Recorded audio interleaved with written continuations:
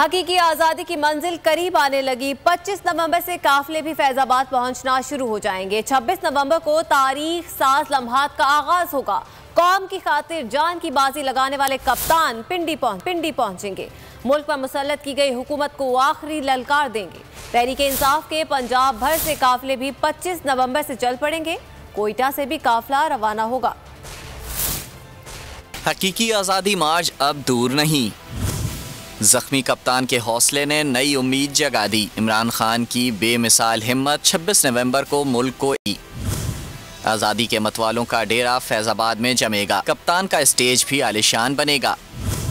हकीकी आज़ादी मार्च के फाइनल राउंड की तैयारियां जारी हैं। मरी रोड फैजाबाद के मुकाम पर बड़ा पिंडाल बनाया गया है। आज़ादी मार्च का स्टेज बनाने के लिए भी काम का आगाज हो गया। लाहौर से काफिले 26 की सुबह 9 बजे रवाना होंगे। लाहौर के काफिले में हजारों अफराद की शिरकत मुतवक्के है। जनूबी पंजाब से भी कई काफिले 25 नवंबर की शाम को रावलपिंडी पहुँचेंगे। काफिलों के क़याम व ताम के लिए इकबाल पार्क में खैमा बस्ती कायम की जाएगी। हकीकी आज़ादी लॉन्ग मार्च के लिए PTI बलूचिस्तान का काफिला 25 नवंबर को कोयटा से रवाना होगा। अगर आपको ये वीडियो पसंद आए तो लाइक पर क्लिक करें। बोल जो कि हकीकी सहाफत के सफर पे गामजन है।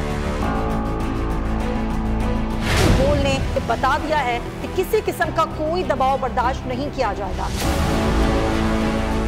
बोल वो वाहिद इदारा है जो अपने एम्प्लॉयज के लिए खड़ा होता है, हकीकी सहाफत के लिए, क्योंकि बोल है हक और सच के साथ।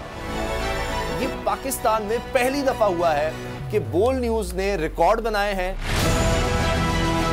आज के दौर में, डिजिटल मीडिया के दौर में, आप किस साइट को ब्लॉक करेंगे? इनका बस नहीं चल रहा कि हर उस आवाज को बंद कर दें जो सोच थोड़ी सी भी इख्तलाफ की गुंजाइश पैदा करने की कोशिश करे।